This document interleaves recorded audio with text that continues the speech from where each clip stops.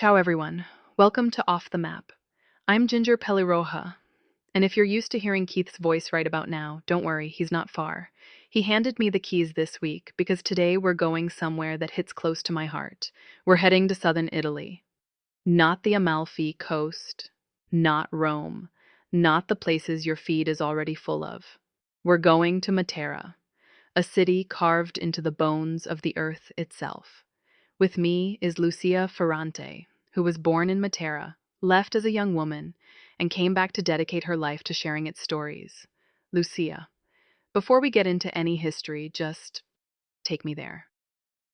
What does Matera feel like when you walk through it in the morning? Ginger, thank you for having me. The morning in Matera, it is not like any other city. You step outside, and the stone is already warm from yesterday's sun. It holds heat the way a grandmother holds a secret, slowly, carefully. The light comes over the ravine and hits the sassi, the cave neighborhoods, and everything turns this pale gold, almost like honey on limestone. You hear church bells, maybe a dog barking somewhere below you, and you realize the roof you're standing on is someone else's ceiling. And below that another home, and below that another. 9,000 years of people stacked into the same cliff, and somehow it still breathes. 9,000 years. I grew up in Romania, and we have old places, churches from the 14th century, villages that feel frozen in time.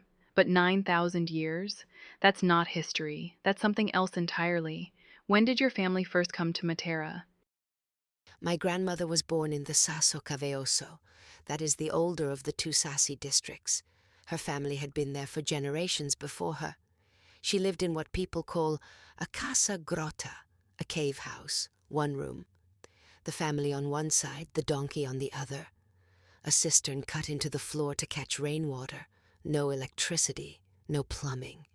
She cooked over a fire pit carved into the rock, and she always said it was the happiest time of her life because everyone was together.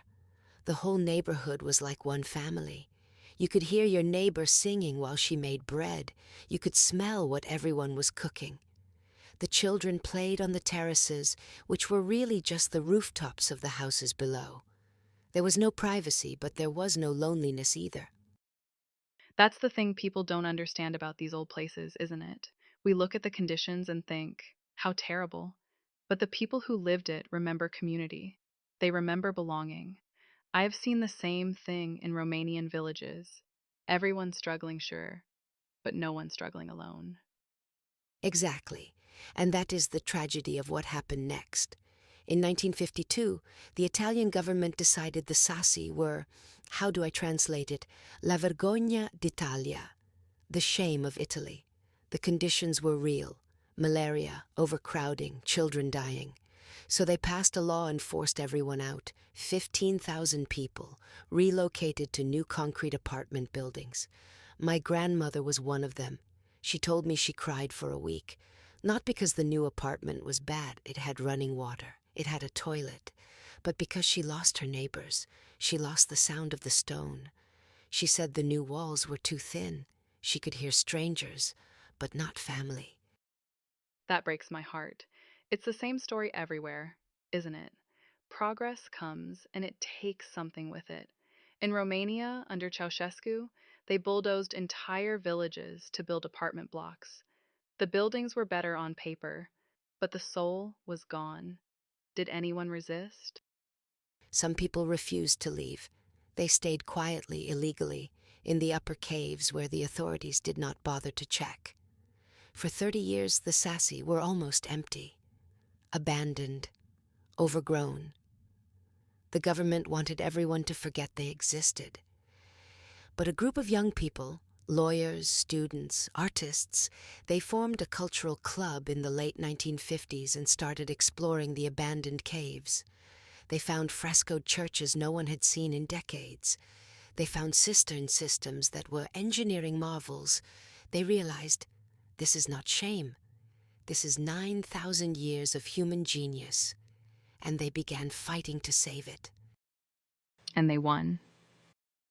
They won. In 1993, UNESCO declared the Sassi di Matera a World Heritage Site, from the shame of Italy to the pride of the world. My grandmother lived long enough to see that. She cried again, but different tears. Chapter 2.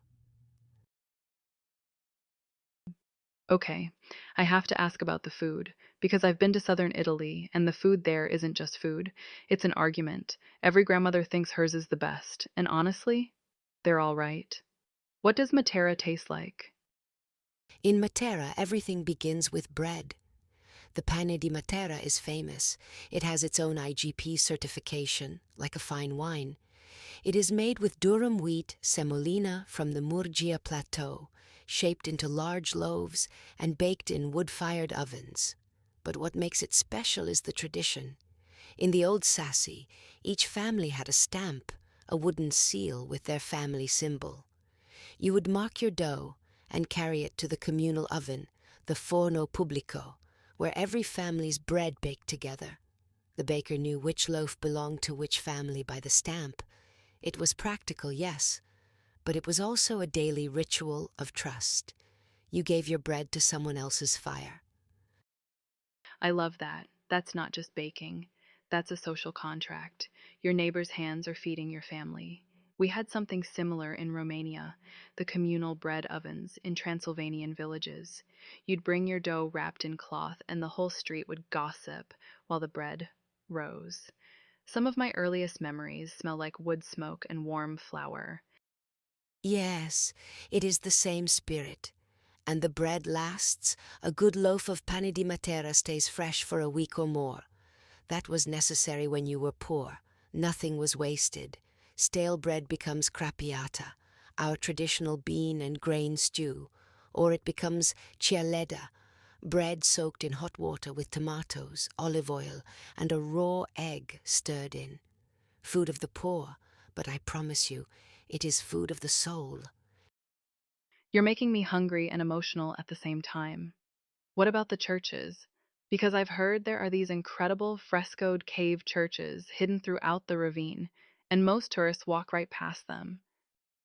The cheese rupestri, the Rupestrian churches, they are Matera's greatest hidden treasure. There are over 150 of them carved into the rock walls of the Gravina ravine and throughout the Sassi. Some date back to the 8th century, when Byzantine monks settled here.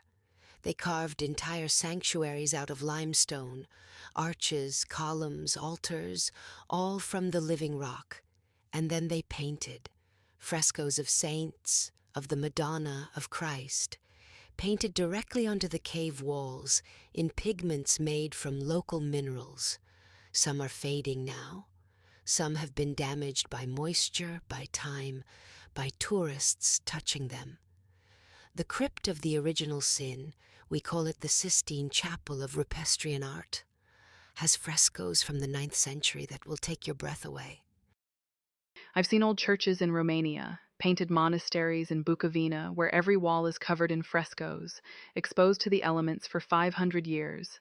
There's something about seeing sacred art in a raw space, no marble floors, no gift shop, just paint on stone and silence. It hits different. That is the perfect way to say it. These churches were not built to impress. They were built to pray. The monks who carved them were seeking God in the most literal way, digging into the earth to find stillness. When you stand inside one, especially alone, and the only light is what comes through a small opening in the rock, you feel it. Time does not exist there. You are standing where someone stood 1,200 years ago, looking at the same face of the Madonna, and for a moment, you are them. That's the kind of travel moment that changes you, not the Instagram shot, not the landmark selfie, the moment where you feel connected to something so much older and bigger than yourself. That's why we do this show. Chapter 3. So here's where I want to get real, because Matera's story is incredible, from shame to UNESCO glory, from abandoned caves to boutique hotels, but that comes with a cost, doesn't it? What happens when the world discovers a place that survived by being forgotten? This is the question I struggle with every day. When I was a girl, Matera was empty. You could walk the sassi alone, hear only your own footsteps. Now, especially after Matera was named European Capital of Culture in 2019, the tourists come, hundreds of thousands every year. And I am grateful because tourism saved these stones. The caves that were crumbling are now hotels, restaurants, galleries.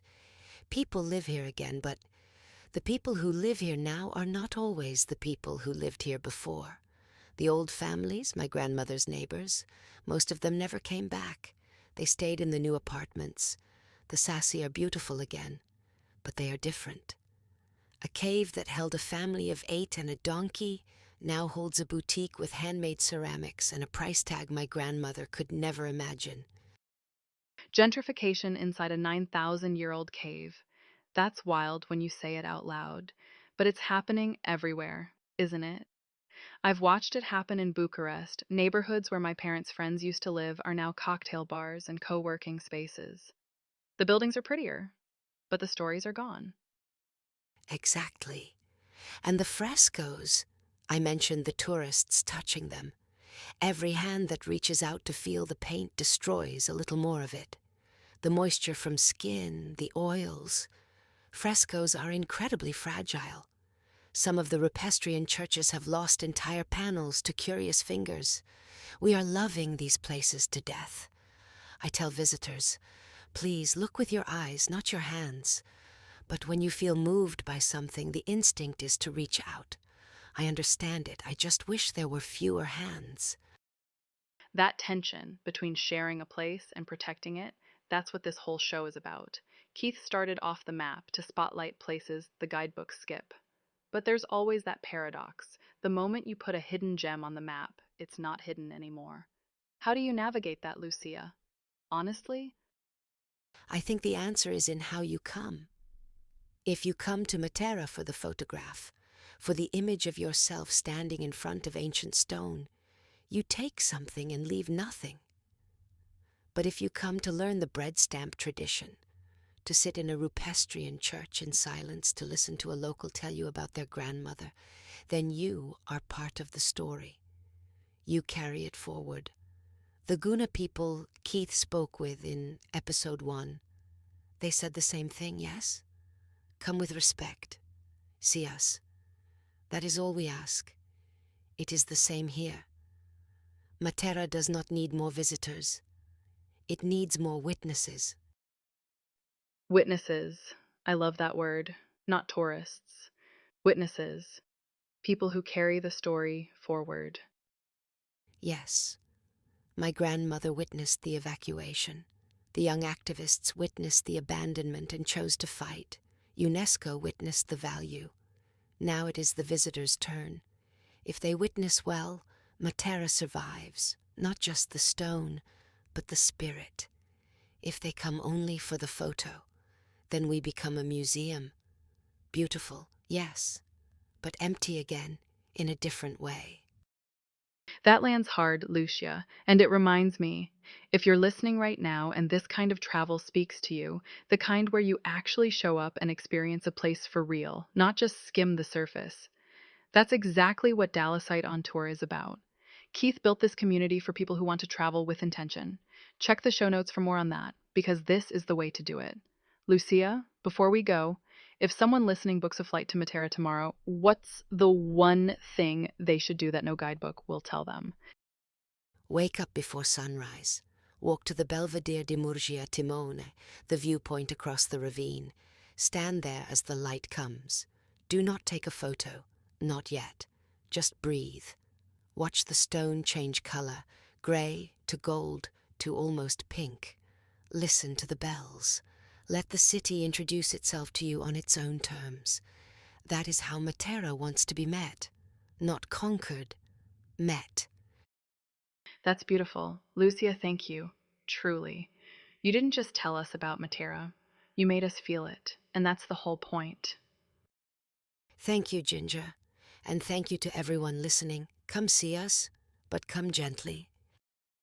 That's a wrap on this week's Off the Map, everyone. I hope you're feeling something right now. Maybe wanderlust, maybe gratitude, maybe just a craving for really good bread.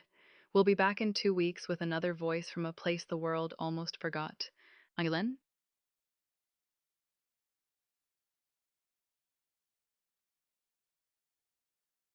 We're all going to Gauman Francis on. The sentencing in this and HT, Yochin and Indemans at Sintings. I'm Ginger Pelirroja, she says like geek. See you next time. Arrivederci, everyone. Dalasite on tour. Plug. Ginger references dote naturally in the closing of Chapter 3. Show notes should include link to Dalasite, ontour.org, and Bright Life membership, https://asbrightlifea.com.t.